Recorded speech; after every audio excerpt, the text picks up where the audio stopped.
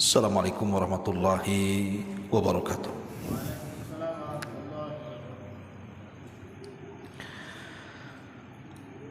Alhamdulillah. Alhamdulillahilladzi hamdan katsiran tayyiban mubarakan fih kama yuhibbu rabbuna wa yarda. Asyhadu an la ilaha illallah wahdahu rabbi la syarika lah wa asyhadu anna Muhammadan abduhu wa rasuluhu alladzi la nabiyya ba'dah, amma ba'du. Masyaallah, syukran.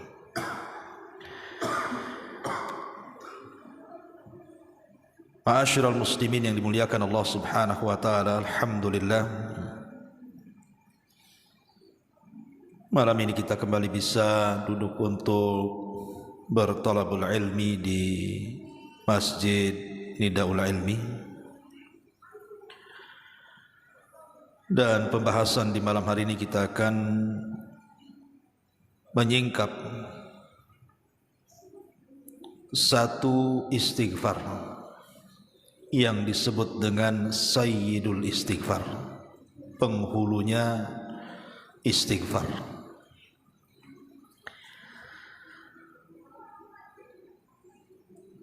Menarik kita akan kaji kenapa kemudian lafaz istighfar ini Sayyidul Istighfar ini. Ma'asyiral muslimin yang dimuliakan Allah Subhanahu wa taala,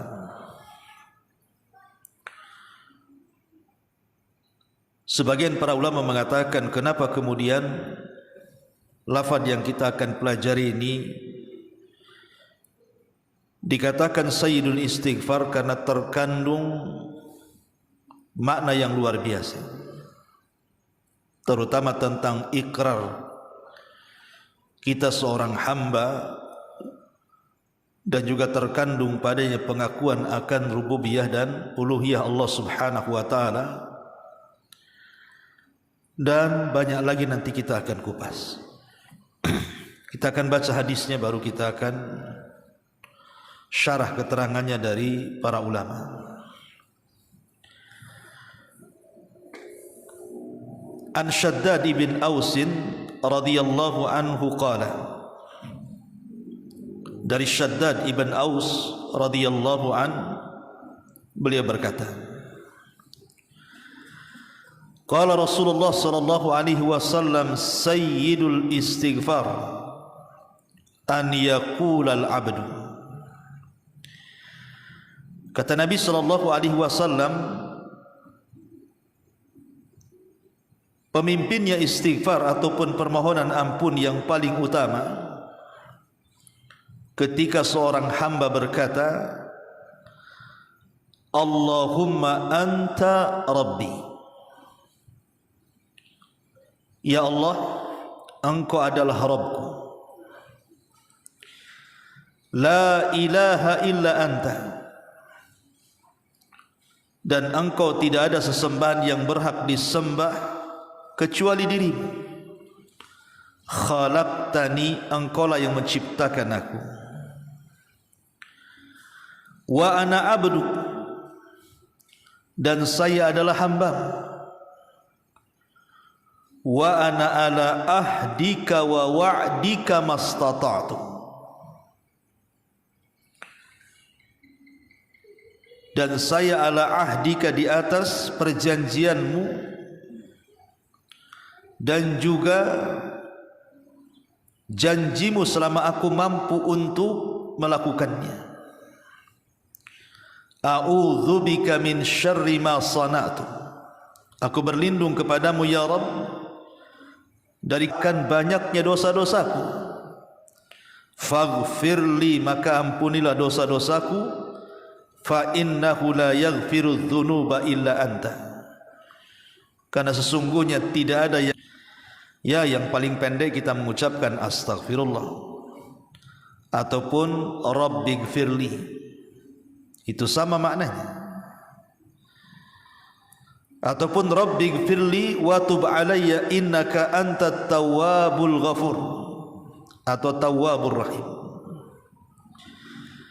Dan banyak lagi lafaz-lafaz yang diajarkan Nabi SAW kepada kita. Kenapa demikian? Karena keutamanya luar biasa.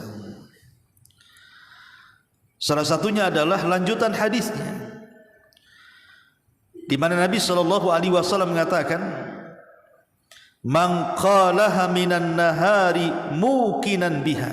Barang siapa yang membaca lafaz itu di siang hari dan dia yakin dengan isinya, famata min yaumihi qabla an yumsiya, kemudian dia meninggal sebelum datang waktu petang, fahuwa min ahlil jannah, maka dia akan digolongkan termasuk orang-orang yang akan masuk surga. Wa man qalaha minal laili, tapi kalau dia membaca di malam hari, wa huwa muqinun biha, dan dia yakin dengan isinya, famata qabla an yusbiha, meninggal pula sebelum datang waktu subuh, fahuwa min ahlil jannah, maka dia tergolong orang-orang yang akan mendapatkan surga. Lihat, luar biasa jaminan dari Nabi SAW ketika kita membaca Sayyidul Istighfar ini. Ma'asyiral muslimin yang dimuliakan Allah Subhanahu wa taala, istighfar sendiri adalah amalan yang diajarkan oleh Allah Subhanahu wa taala kepada seluruh makhluknya, bukan hanya kita manusia. Bahkan para malaikat sendiri yang terang-terangan tidak memiliki dosa seperti manusia, mereka pun diajarkan oleh Allah Subhanahu wa taala untuk senantiasa istighfar, padahal mereka makhluk yang Allah Subhanahu wa taala katakan wa yaf'aluna ma yu'maru, melakukan apapun yang Allah perintahkan, tapi mereka istighfar.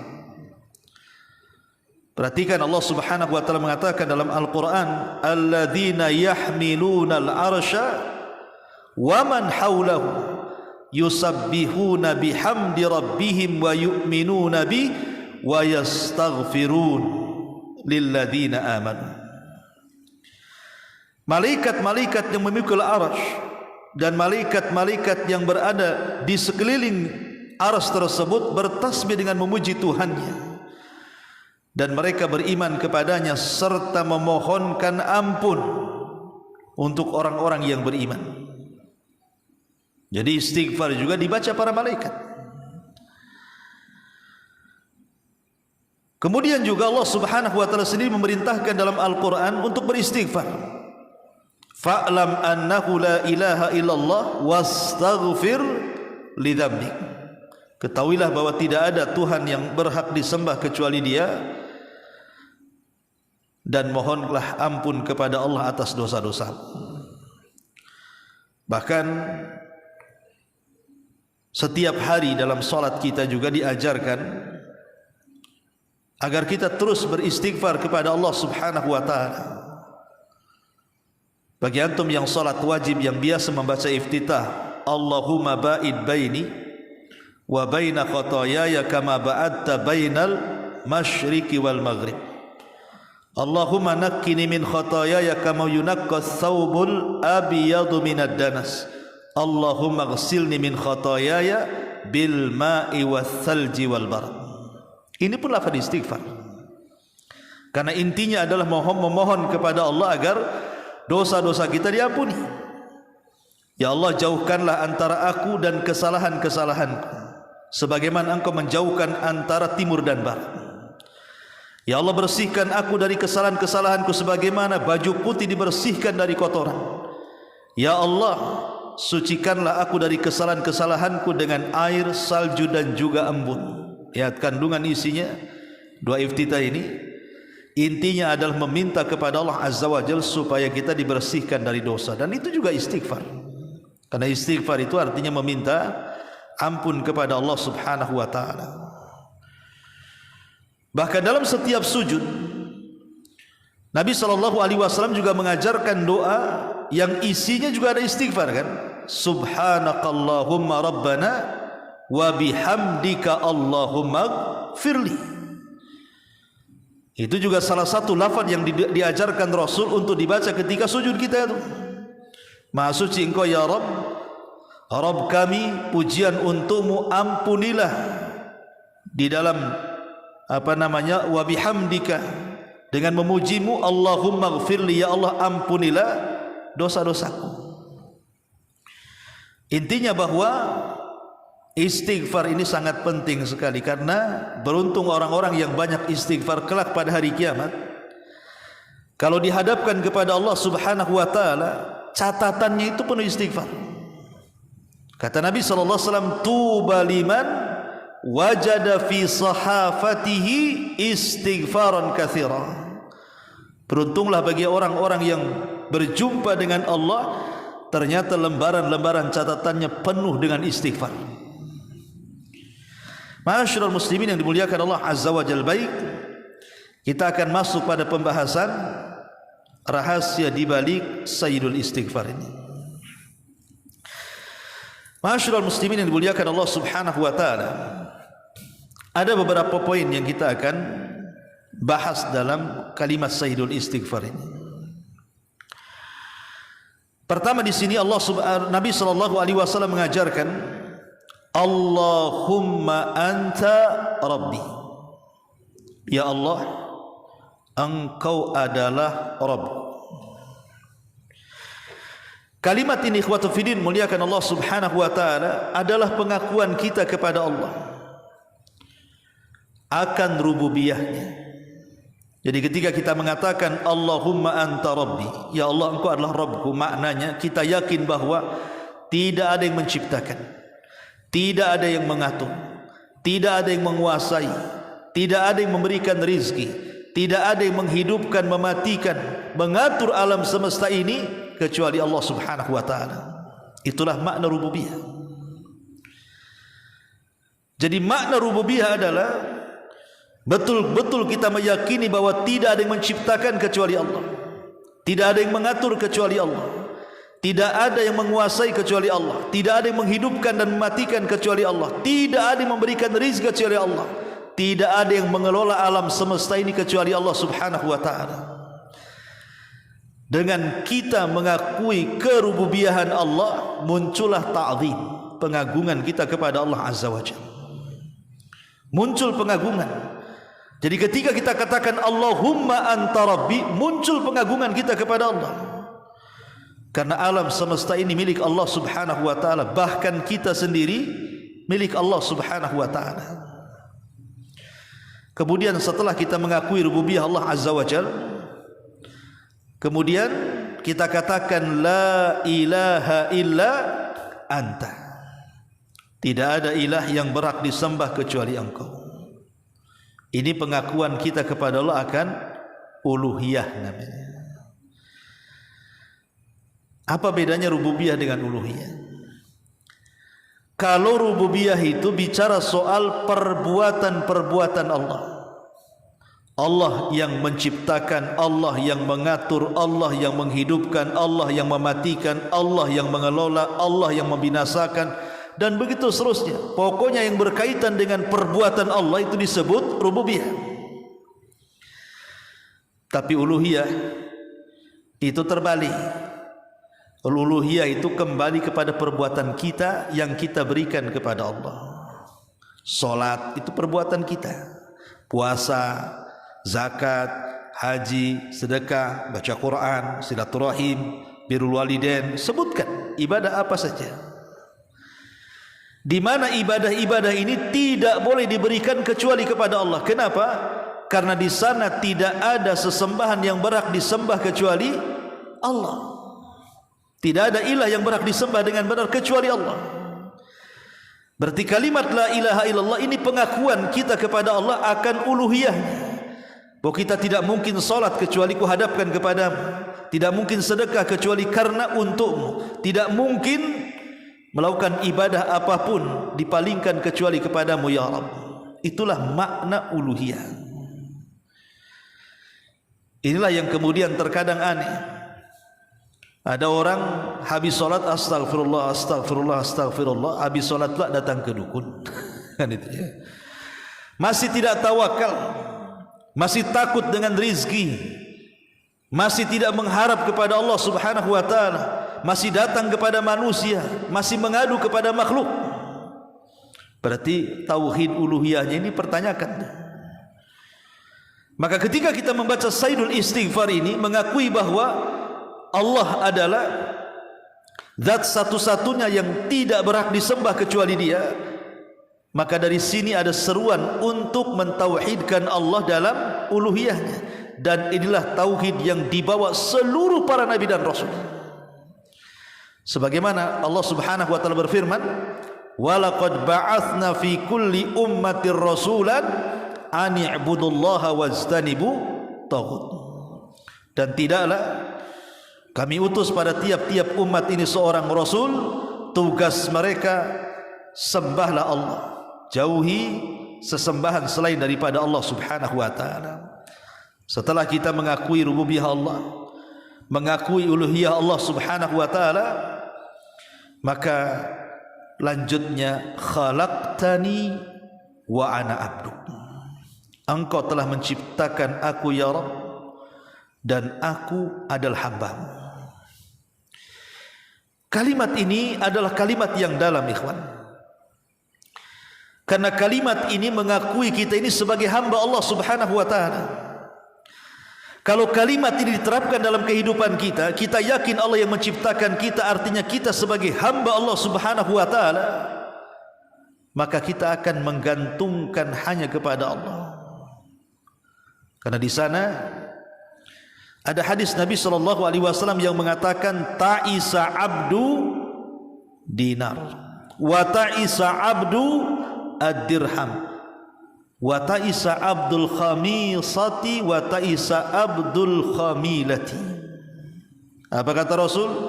Celaka hamba-hamba dinar, celaka hamba-hamba dirham, celaka hamba-hamba khamisah dan khamilah, artinya hamba-hamba model baju, pakaian, dan begitu seterusnya. Kita lihat ikhwatu fillah hari ini, orang-orang yang, jangan cerita orang kafir di luar Islam, cerita orang Islam saja. Orang-orang yang betul mengatakan wa ana wa ana abduka, dan saya adalah hamba-Mu ya Rabb, itu hanya di lisan saja. Karena kenyataannya coba di masyarakat kita, betapa banyak orang-orang yang kemudian menjadi hamba uang. Setiap hari dia mencari uang, gak pernah sholat. Kayaknya 1 jam pergi itu sudah rugi luar biasa tuh, gara-gara cari uang. Sebagian mereka ada hamba pakaian, pokoknya ada model apa saja dikejar dia. Dia nabung itu bukan untuk sedekah, untuk beli pakaian. Kadang-kadang sebagian mereka ada yang menyembah manusia, suami menyembah istri, istri pula menyembah suami. Seperti apa contohnya? Banyak di antara istri-istri itu, mereka siap melanggar perintah Allah Azza wa Jal atau mengerjakan larangan Allah Azza wa Jal karena ingin dicintai suaminya, ataupun sebaliknya. Nah, ini kan hamba manusia namanya. Belum lagi jangan cerita datang ke dukun, percaya kepada tangkal, kepada klinik, dan luar biasa kan. Contoh saja umpamanya orang dipecat dari perusahaan, itu takutnya luar biasa, takut kepada perusahaannya, kepada bosnya kan. Padahal di atas bos itu ada bos lagi, maksudnya Allah Subhanahu wa taala. Lah ketika kemudian dia lebih takut dipecat dibandingkan perintah Allah Subhanahu wa taala, umpamanya dia bekerja di perusahaan, di situ dilarang, tidak boleh melaksanakan salat 5 waktu, tidak boleh keluar salat Jumat umpamanya. Kemudian diancam kalau masih melakukan dipecat. Kalau dia yakin dengan Sayyidul Istighfar dan mengatakan khalaqtani wa ana abdu, engkau yang menciptakanku, artinya kalau Allah yang menciptakan kita, artinya semua sudah dijamin Allah. Semua sudah dijamin Allah. Wa ana khalaqtani wa ana abduk, dan saya adalah hamba-Mu. Dan orang yang berikrar seperti ini, pasti Allah Subhanahu wa taala akan menolongnya. Tapi ketika kemudian lafaz ini hanya dibaca saja, ya percuma sajalah. Maka ini sebenarnya kalimat ini sangat dalam, khalaqtani wa ana abduk, karena ini pengakuan kita bahwa kita adalah hamba Allah Subhanahu wa taala. Kalau kita salat ikhwan, posisi yang paling dekat kita dengan Allah itu kapan? Saat sujud. Itu posisi paling dekat kita dengan Allah, saat sujud itu. Dan itu berdasarkan sabda Nabi SAW, bahwa kedekatan hamba dengan Allah ketika salat itu adalah waktu sujud. Makanya Nabi mengatakan apa? Fa ammar ruku fa'azzimu fihi rabb, wa amma sujud fajtahidu fid du'a faqaminun alla yustajab lahu. Adapun posisi ruku kata Rasul, besarkan Allah di situ. Adapun dalam posisi sujud, berdoalah sungguh-sungguh di situ. Karena doa saat sujud itu hampir-hampir tidak mungkin ditolak. Kenapa demikian? Bayangkan ikhwatu fiddin, dalam badan kita yang paling mulia dari kepala sampai kaki itu apa? Kepala. Kepala itulah anggota badan yang paling mulia. Makanya kalau orang ditempeleng ataupun disundul kepalanya merasa terhina, karena itu adalah kehormatan manusia. Bayangkan anggota badan yang kita muliakan dalam badan kita tiba-tiba diletakkan di tanah. Diletakkan di tanah, coba. Diletakkan di sajadah, diratakan dengan bumi. Kalau ini bukan bentuk penghinaan apa namanya? Tapi penghinaan seperti ini justru penghinaan mulia, karena kita menghinakan diri di hadapan Allah Subhanahu wa taala. Itulah yang disebut dengan khalaqtani wa ana abdu. Kau yang menciptakan aku dan saya hambamu. Saya siap kemudian meletakkan mukaku di hadapanmu ya Rabb, walaupun harus sejajar dengan tanah. Ma'asyiral muslimin yang dimuliakan Allah Azza wa Jalla. Kemudian Nabi SAW mengajarkan wa ana ala ahdika wa wa'dika mastata'tu, dan aku di atas ketaatan kepada engkau ya Rabb. Maksudnya perjanjian di sini artinya ketaatan, dan aku berada di atas perjanjian terhadapmu. Maksudnya aku di atas perjanjian bahwa aku siap taat kepadamu. Dan kalimat ini diambil dari firman Allah Subhanahu wa taala dalam surah Al-A'raf ayat 172. Allah mengatakan, wa id akhadha rabbuka min bani adam min duhurihim dzurriyyatahum wa ashhadahum ala anfusihim alastu bi rabbikum qalu bala syahidna. Ingatlah ketika Allah mengambil perjanjian dari anak-anak Adam dari punggung mereka, kemudian Allah mempersaksikan kepada mereka, bukankah aku Rabb kalian? Mereka berkata, benar, engkau adalah Rabb kami. Lah perjanjian kita dengan Allah Subhanahu wa taala, salah satu maknanya adalah agar kita siap taat dengan apapun yang diperintahkan, siap menjauh apapun yang dilarang, siap menikmati apapun yang dihalalkan, dan siap menjauhi apapun yang diharamkan. Itulah perjanjian kita dengan Allah Subhanahu wa taala. Arti kita sudah berjanji loh kepada Allah Subhanahu wa taala dalam rahim setiap ibu kita di alam arwah itu, bahwa kita siap menjalankan janjimu ya Rabb. Tetapi walaupun demikian, wa wa'dik, dan aku pun meminta balasan dari itu. Jadi kita siap taat kepada Allah Subhanahu wa taala, dan kita yakin di balik ketaatan itu ada balasan. Maksudnya balasan di sini adalah surga Allah Subhanahu wa taala. Kita meminta kepada Allah Subhanahu wa taala dengan ketaatan yang kita lakukan ini ada balasan besar, kenikmatan yang menunggu kita. Supaya dalam setiap amal-amal itu kalau ada kabar gembira dari Allah Subhanahu wa taala, menambah semangat kita kan. Makanya kalau kita lihat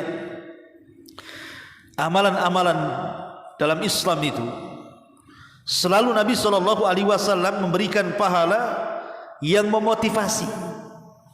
Contoh umpamanya, barang siapa yang sholat subuh kemudian tidak beranjak dari tempatnya sampai matahari terbit meninggi 1 tombak, lakukan sholat syuruk, pahalanya sama dengan haji dan umrah secara sempurna. Dan pahala haji dan umrah secara sempurna apa? Kata Nabi SAW, al-hajjul mabrur laisa lahul jaza indallahi illal jannah. Bahwa haji yang baik itu tidak ada balasan yang tepat kecuali surga. Artinya ketika kemudian orang duduk selepas subuh, kemudian berzikir sampai syuruk, kemudian melaksanakan sunnah syuruk, seolah-olah dia dijanjikan dengan surga, karena pahalanya sama dengan haji, dan pahala haji itu surga. Begitulah Nabi SAW selalu mengingatkan soal surga. Makanya banyak para sahabat itu yang datang kepada Rasul-Rasul, ceritakan kepada kami atau ajarkan kepada kami amalan-amalan yang bisa memasukkan kami ke surga. Itulah yang dikehendaki para sahabat kepada Nabi SAW, kan? Karena tujuan mereka hidup tidak lain dan bukan kecuali surga. Di mata mereka dunia itu hanya tempat lewat saja. Makanya ketika Abdullah ibn Haram, ayahanda Jabir bin Abdullah radhiyallahu an, dia kan cacat, tidak layak jihad dan sudah tua. Dan orang yang tua dan cacat memang ada rukhsah untuk tidak ikut jihad. Tetapi karena dia merasa bahwa dia tidak terlibat dalam perang Badar, dan itu perang kemenangan kaum muslimin, datang perang Uhud, dia tidak mau kemudian lepas dari peperangan ini. Maka dia datang kepada Nabi SAW untuk mendaftarkan diri sebagai mujahid. Anaknya Jabir datang mengatakan, ya Rasulullah, bukankah orang tua renta dan sakit itu ada rukhsah untuk tidak berjihad? Kata Rasul, ya. Maka dia mengatakan, ya Rasul, kalau begitu jangan libatkan ayahku dalam perang ini. Kata Nabi SAW melirik ayahanda Jabir dan mengatakan, wahai Abdullah ibn Haram, bagaimana pendapat anakmu di sini? Sebaiknya kau tidak ikut jihad, biar posisimu digantikan anak. Tapi Abdullah ibn Haram marah dan mengatakan kepada anaknya, laulal jannah la afartuka iya. Kalau bukan karena sorga, aku siap digantikan posisinya. Ini masalah sorga, aku nggak mau. Begitulah para sahabat. Mereka yakin dengan janji Allah Subhanahu wa ta'ala, makanya sudah hilang rasa takut mereka akan kematian karena terkalahkan dengan keyakinan mereka akan surga Allah Subhanahu wa ta'ala. Ini luar biasa para sahabat akan meyakini janji itu. Tapi memang mereka generasi terbaik. Hari ini kalau ditawari surga, mana ada, ya. Jelas-jelas hadisnya, kan? Jelas-jelas itu hadisnya, bahwa siapa yang melakukan ini itu surga. Nggak mau juga dia melakukannya. Ya, contoh datang ke majelis ta'lim saja. Nabi SAW mengatakan apa? Man salaka tariqan yaltamisu fihi ilma sahhalallahu bihi tariqan ilal jannah, kata Rasul, kan? Siapa yang melangkahkan kaki menuju majelis ta'lim dalam rangka mencari ilmu agama, Allah mudahkan langkah dia ke surga. Kurang apa hadis ini jelasnya? Pertanyaannya, berapa banyak orang yang hadir di majelis-majelis ta'lim? Coba ada konser musik, ada kampanye calon presiden, numplak di mana-mana, kan? Ma'asyiral muslimin yang dimuliakan Allah Azza wa Jalla, itulah terkadang keyakinan kita kepada surga itu masih kecil. Pertanyaannya kenapa? Ya, karena Allah Subhanahu wa ta'ala menyebut dunia lebih dulu dibandingkan akhirat, itu jawabannya. Kenapa kita kurang yakin dengan akhirat? Karena setiap Al-Quran itu menyebutkan akhirat, selalunya didahulukan dunia.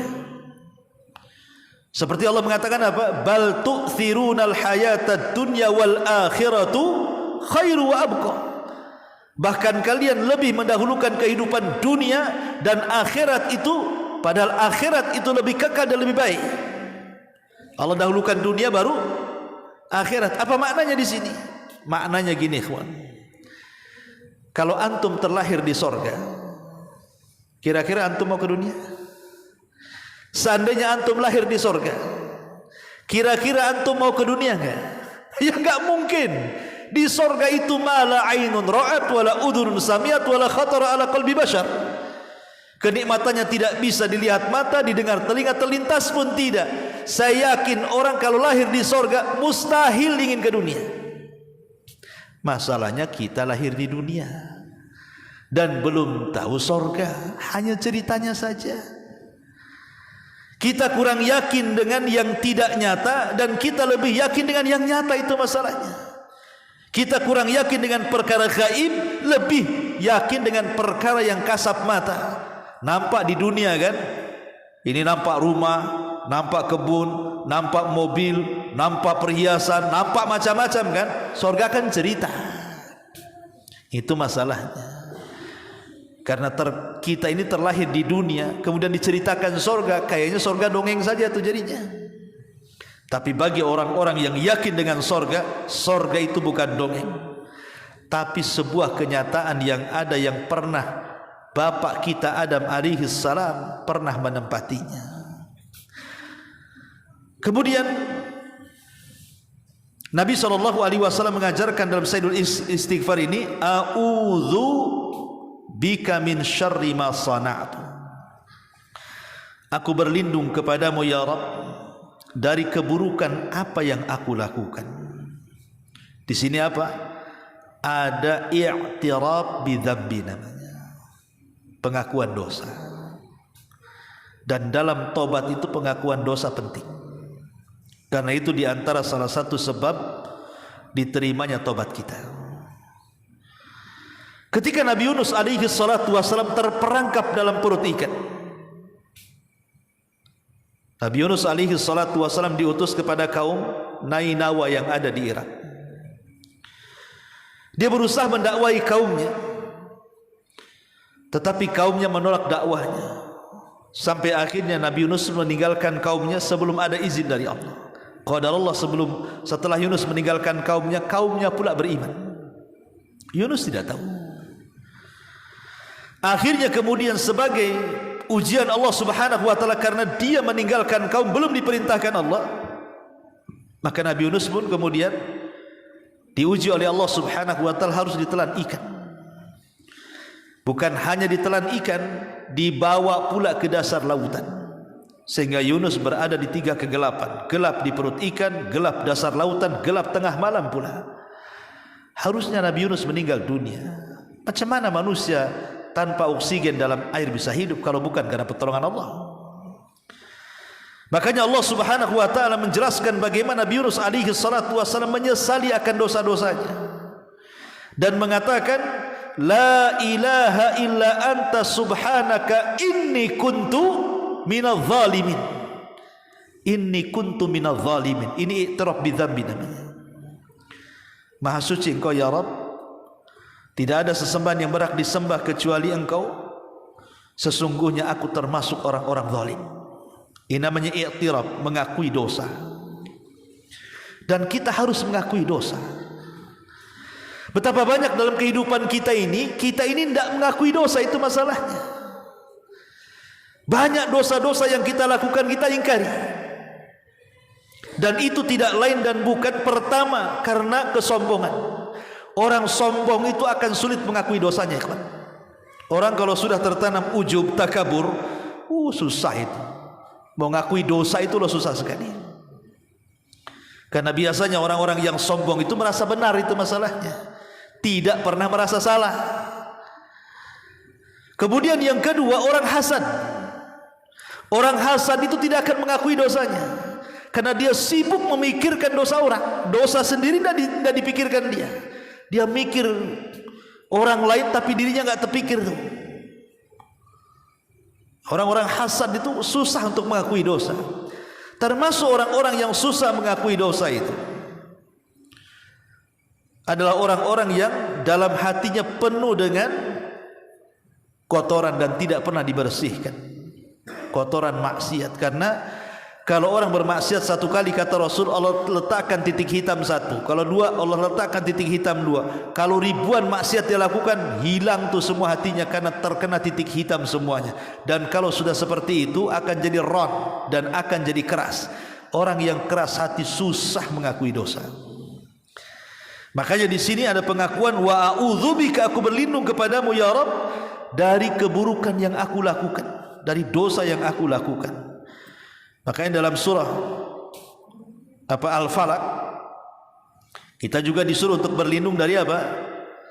Dari keburukan makhluk yang Allah ciptakan. Di sini kita berlindung kepada Allah dari keburukan yang kita ciptakan. Makanya kalau kita lihat dalam muqaddimah khutbatul hajah, innal hamdalillah nahmaduhu wa nasta'inuhu wa nastaghfiruh wa na'udzu bika min syururi anfusina. Dan kami berlindung kepadamu ya Rabb dari keburukan-keburukan yang kami ciptakan. Ingat, keburukan yang muncul dari diri kita itu penyebabnya apa? Dua. Pertama, hawa nafsu. Yang kedua, syaitan. Cuma dua saja. Keburukan yang kita lakukan itu sumbernya cuma dua. Pertama, hawa nafsu. Yang kedua, syaitan. Hawa nafsu menciptakan keburukan syahwat, dan syaitan menciptakan keburukan syubhat. Syahwat ini menghancurkan akhlak, kalau syubhat itu menghancurkan agama. Saya contohkan biar antum paham apa bedanya syahwat dengan syubhat itu. Ketika Allah Subhanahu wa taala mengusir Adam dari sorga, apa penyebabnya? Dosanya syahwat. Ketika Allah Subhanahu wa taala mengusir iblis dari sorga, apa dosanya? Syubhat. Apa bedanya syahwat dengan syubhat? Ketika Allah Subhanahu wa taala katakan kepada Adam, "Hei Adam, jangan dekat-dekat pohon ini. Apalagi kau makan buahnya. Karena engkau termasuk orang-orang zalim kalau sampai melakukannya." Akhirnya Adam pun terkena waswas syaitan, didekatilah pohon itu dekat-dekat, akhirnya pula dimakan. Makan ini urusan perut, dan perut itu urusan syahwat. Sebab penyakit syahwat inilah Adam terusir dari surga. Beda Adam, beda iblis. Kalau iblis dosanya bukan itu. Ketika Allah Subhanahu wa taala merintahkan kepada para malaikat termasuk juga iblis, usjudu li Adam, sujud kalian kepada Adam. Fasajadu, semua malaikat sujud illa iblis, kecuali iblis. Kenapa iblis tak sujud? Padahal Allah yang perintahkan. Ada syubhat di kepalanya. Apa kata iblis? Ya Rabb, ana khairum minhu, saya lebih baik daripada Adam. Khalaqtani min nar wa khalaqtahu min tin. Kau ciptakan aku dari api, kau ciptakan dia dari tanah. Itu syubhatnya itu iblis itu. Seolah-olah apa? Seolah-olah api itu lebih baik daripada tanah. Padahal ini kias ma'al farik namanya. Tanah jauh lebih baik daripada api. Di tanah inilah kita bisa ibadah, di tanah inilah kita bisa bangun rumah, bangun masjid, bangun ini, bangun itu, macam-macam. Kerjaan api apa?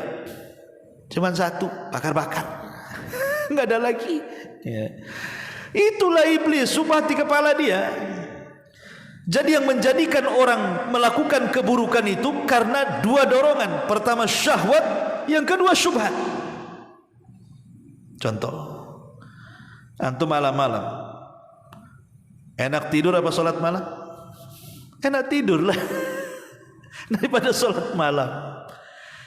Siapa yang menyuruh tidur dan siapa yang menyuruh sholat malam? Yang menyuruh tidur syahwat, yang menyuruh sholat malam wahyu. Wahyu terkalahkan dengan syahwat. Ya sudahlah, tidur saja, ngapain pula sholat? Ada dua tempat, satu konser musik, satu pengajian. Kaki ini bingung nih, enak ke konser atau enak ke pengajian? Enak ke konser lah pada pengajian. Siapa yang dorong? Syahwat. Terkalahkan syahwatnya. Oke lah, jangan konser lah, pengajian kuliner lah. Dua aja. Ini istri ngajak makan nih. Ini di masjid ada kajian nih. Makan apa kajian? Ngitung kancing pula. Makan kajian, makan kajian, makan pula terakhir. Coba ingat, syahwat kan di situ. Jadi syahwat ini yang kemudian dorong-dorong, akhirnya kemudian orang itu sudah tidak lagi mengenal wahyu. Memang begitu, orang bersedekah juga sama. Ini sedekah, masjid perlu, rumah pula perlu juga renovasi. Sama-sama renov nih. Ma'asyiral muslimin yang dimuliakan Allah Azza wa Jalla. La syahwat inilah yang kemudian merusak akhlak. Orang bisa berzina karena syahwat, orang minum khamar karena syahwat, orang judi karena syahwat, orang gibah, kenikmatan gibah berjam-jam itu karena syahwat dia. Orang berdusta karena syahwat, sumpah palsu karena syahwat. Ma'asyiral muslimin, ataupun karena syubhat, dirusak agama kita. Makanya di sini kita berlindung kepada Allah Subhanahu wa taala, a'udzubika min syarri ma sanatu. Aku berlindung kepadamu ya Rabb dari keburukan yang aku lakukan, baik bersumber dari syahwat ataupun dari syubhat. Ma'asyiral muslimin yang dimuliakan Allah Azza wa Jalla. Kemudian kata Nabi SAW, abu'u laka bi ni'matika alayya. Aku mengakui kepadamu ya Rabb akan nikmat-nikmat yang kau anugerahkan kepada aku. I'tiraf dengan nikmat, mengakui bahwa semua nikmat yang ada pada diri kita itu semua datang dari Allah. Karena ada di antara manusia yang tidak mengakui nikmat itu milik Allah, seperti Qarun dan turunan-turunan Qarun sampai hari ini. Apa kata Qarun? Innama utituhu min ilmin indi. Semua kekayaanku, kata Qarun, ini datang dan terkumpul karena kecerdasanku, katanya. Dia tidak menasabkan nikmat itu kepada Allah, dinasabkan pula kenikmatan itu kepada kecerdasan dia. Ya wajar saya kaya, saya kan cerdas. Wajar saya kaya, saya kan kuliah. Wajar kaya, saya kan menteri. Wajar kaya, saya kan bos, dan begitu seterusnya. Ma'asyiral muslimin yang dimuliakan Allah Subhanahu wa taala, ketika kemudian orang tidak menasabkan nikmat itu kepada Allah Subhanahu wa taala, ingat, la in syakartum la azidannakum wa la in kafartum inna adzabi lasyadid. Kalau kalian syukur ku tambah, kalau kalian kufur siap-siap saja dihilangkan seperti Qarun. Maka kalimat abu'u laka bi ni'matika alayya, aku mengakui kepada engkau akan nikmat-nikmatmu kepada aku, ini sama dengan ucapan Nabi Allah Sulaiman alaihi salatu wasalam, hadza min fadli rabbi. Ini semua karunia dari Allah Subhanahu wa taala. Ingat, semua nikmat itu karunia.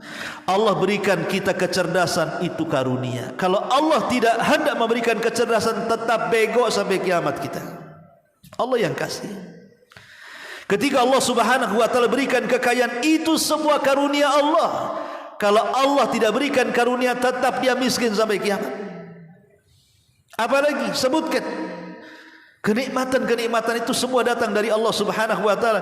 Maka katakan seperti Sulaiman mengatakan, hadza min fadli rabbi. Ini semua karunia Allah. Supaya kita tidak sombong. Karena yang menjadikan penyebab kesombongan itu ketika merasa nikmat itu dia yang kelola, dia yang punya, dan tidak menasabkan kepada Allah. Abu'u laka bi ni'matika alayya. Kemudian Nabi SAW melanjutkan sabdanya, wa abu'u bi dzambi faghfirli, dan aku mengakui dosa-dosaku ya Rabb, maka ampunilah dosaku. Harus diakui dengan dosa kita, karena setiap manusia itu ikhwan pasti melakukan dosa kan. Apa kata Nabi? Kullu bani Adam khatta'un wa khairul khatta'ina tawwabun. Setiap anak Adam itu pasti melakukan kesalahan, dan sebaik-baik orang yang melakukan kesalahan itu segera bertobat. Itu yang harus dilakukan seorang hamba. Jangan pernah menumpuk-numpuk dosa. Makanya kata para ulama, kalau kita melakukan dosa, hari ini kita melakukan dosa, maka hari ini juga kalau bisa kita bertobat kepada Allah. Walaupun besok umpamanya melakukan dosa yang sama, maka minta lagi ampun kepada Allah. Jangan pernah menumpuk-numpuk dosa, gitu maksudnya. Hari ini tadi kita berghibah, menggibah tetangga kita, langsung tobat. Walaupun besok menggibah lagi, tobat lagi, gitu maksudnya. Jadi kalau bisa dosa itu jangan ditumpuk. Karena yang namanya kematian itu tidak pernah mengenal tobat kita. Betapa banyak orang-orang yang kemudian bertobat itu saat sakaratul maut, seperti Fir'aun. Dia mengatakan, amantu bima amanat bihi Banu Israel. Aku beriman dengan apa yang dimani Bani Israel. Manfaat tobatnya? Tidak.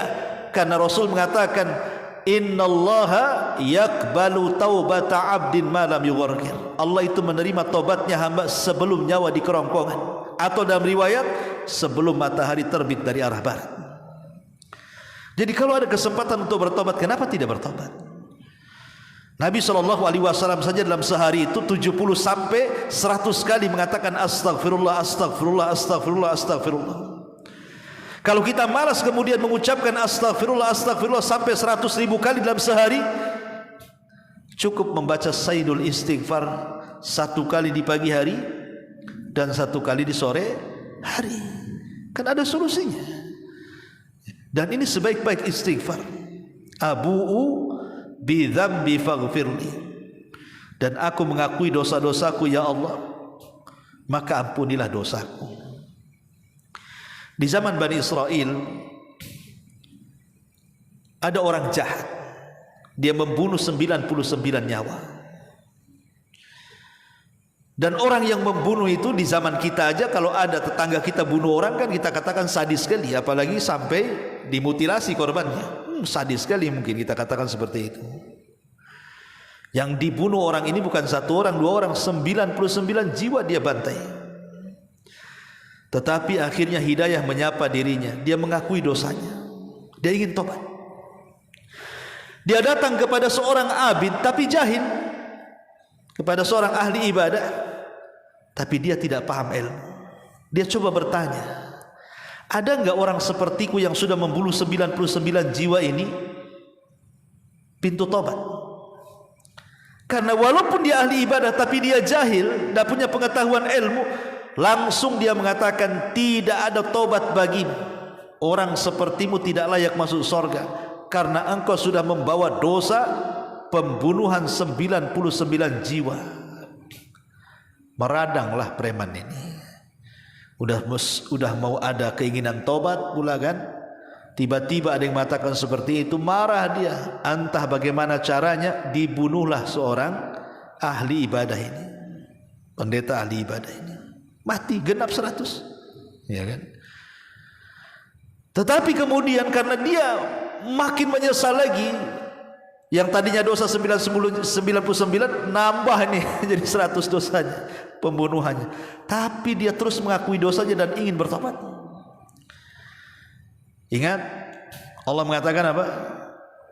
Barang siapa yang menghendaki kebaikan, as-salahu, maka Allah akan berikan asal, kenikmatan. Berupa apa? An yuwaffiqahu, untuk diberikan taufik. Orang ini menghendaki kebaikan, pasti diberikan taufik. Siapapun orang yang menghendaki kebaikan itu pasti diberikan taufik. Akhirnya langkah kakinya menuju kepada seorang abid, tapi dia alim. Kalau tadi kan abid jahil, yang satunya abid alim, memang ahli ibadah dan punya kecerdasan. Cobalah dia bertanya, saya sudah membunuh 100 jiwa wahai fulan, ada enggak tobat bagiku? Maka orang ini mengatakan ada. Pergilah ke sebuah kampung, di situ banyak orang soleh.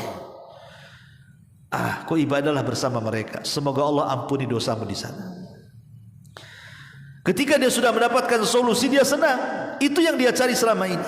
Akhirnya dia pun meninggalkan orang alim yang abid ini, dan mulailah dia menuju rute yang diarahkan ke kampung orang-orang soleh. Allah takdirkan di tengah jalan kehabisan bekal, kehausan, kelaparan, mati.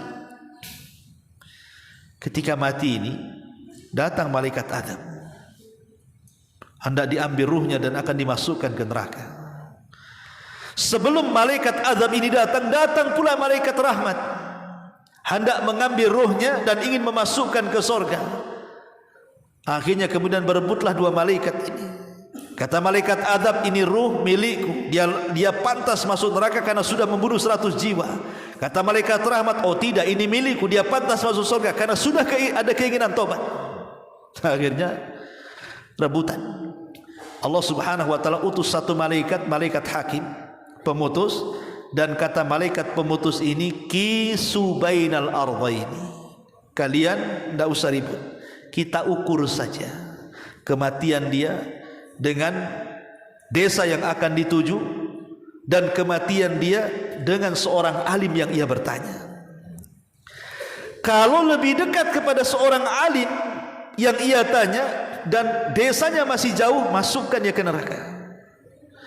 Tapi kalau langkah kakinya lebih dekat ke desa yang dituju dan jauh ke tempat orang alim yang ia bertanya, masukkan dia ke surga. Kenapa?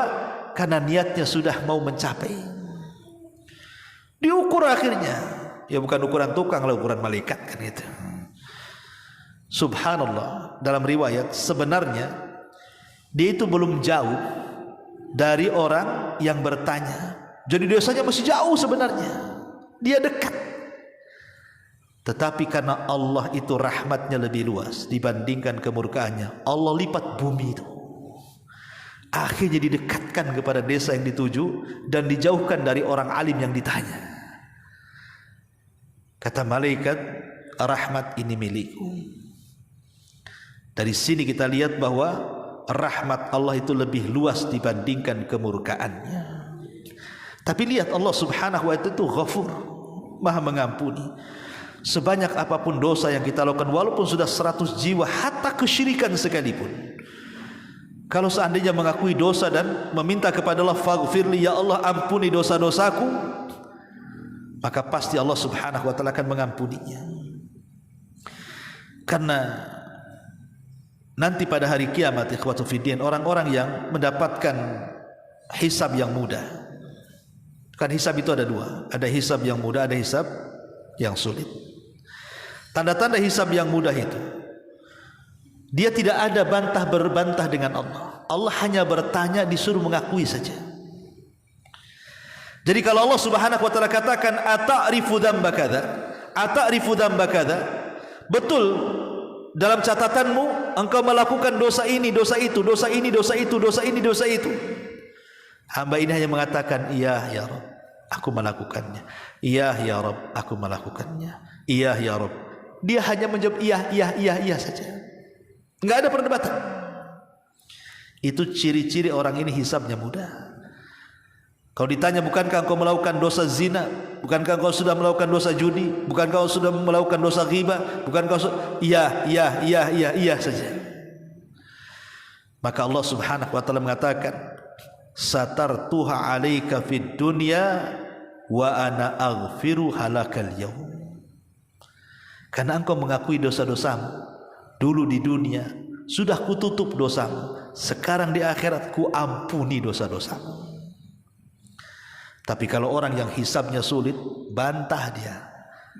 Dulu kau nyolong. Enggak ya Rabb, kapan aku nyolong? Gitu ya. Dulu korupsi, mana ada? Ya. Dulu kau berzina, enggak. Ya. Dulu kamu judi, enggak, mana ada. Nah, ini kalau sudah kayak gini nih, tanda-tanda hisab sulit nih. Kenapa? Nanti didatangkan saksi. Ya. Saksi ini macam-macam, kulit kita jadi saksi. Coba bayangkan, mulut pula terkunci, tangan pula bicara. Belum lagi bumi, yauma idzin tuhadditsu akhbaraha, ikut pula jadi saksi. Malaikat jadi saksi, semua jadi saksi. Mau lari kemana tuh? Mau minta lawyer? Yang di sidang ini lawyernya. Mau gimana? Ya. Ma'asyiral muslimin yang dimuliakan Allah Subhanahu wa ta'ala, jadi mengakui dosa ini harus di hadapan Allah Subhanahu wa ta'ala. Wa abu'u bi dzambi faghfirli. Kemudian fa innahu la yaghfiru dzunuba illa anta. Karena tidak ada yang mengampuni dosa-dosa kecuali Engkau ya Rabb. Jadi betul-betul kita serahkan ampunan ini kepada Allah Subhanahu wa taala. Maka dengan berakhirnya kalimat fa innahu la yaghfiru dzunuba illa anta, inilah diantara lafaz sayyidul istighfar. Kalau boleh saya ringkas, Dalam Sayyidul Istighfar ini ada 9 perkara penting. Pertama, ikrar hanya bagi Allah semata, uluhiyah, ubudiyah dan rububiyah Allah. Yang kedua, pengakuan sesungguhnya Allah adalah Khalik, sang pencipta. Yang ketiga, pengakuan akan perjanjian yang Allah telah mengikatnya kepada kita. Yang keempat, pengharapan terhadap janji Allah. Yang kelima, memohon perlindungan dari kejahatan yang dilakukan hamba terhadap dirinya. Yang keenam, disandarkannya segala nikmat kepada yang memberikannya, maksudnya Allah. Yang ketujuh, disandarkannya segala dosa kepada dirinya, maksudnya diri hambanya. Dan kedelapan, dia sangat mengharap akan ampunan Allah. Dan yang kesembilan, pengakuan hamba sesungguhnya tidak ada yang dapat mengampuni dosa melainkan Allah Subhanahu wa ta'ala. Itulah inti kandungan daripada Sayyidul Istighfar. Wallahu a'lam bishawab. Ini yang bisa saya sampaikan. Mudah-mudahan ada manfaatnya. Subhanakallahumma bihamdika asyhadu an la ilaha illa anta astaghfiruka wa atubu ilaik. Allahu ta'ala alam. Assalamualaikum warahmatullahi wabarakatuh.